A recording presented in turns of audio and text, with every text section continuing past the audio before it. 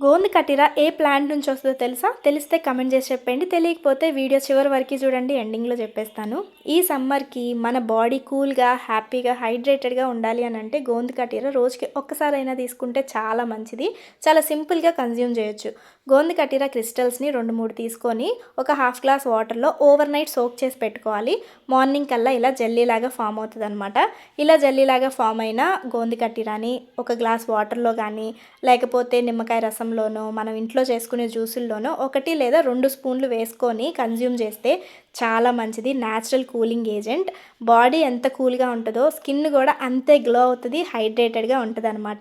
ఇంకా చాలా health benefits ఉన్నాయి గోందు కటిరా రోజు తీసుకోవడం వల్ల. అయితే ఈ గోందు కటిరా ఆస్ట్రాగాలస్ గమ్మిఫర్ అనే ఒక చిన్న ష్రబ్, ఒక చిన్న మొక్క నుంచి ఎక్స్ట్రాక్ట్ చేస్తారు. ఇది ఎంతమందికి తెలుసు? కమెంట్ చేసి చెప్పండి. ఈ వీడియో నచ్చితే లైక్ చేసి మన ఛానల్‌ని సబ్స్క్రైబ్ చేయండి. Stay hydrated. Thank you.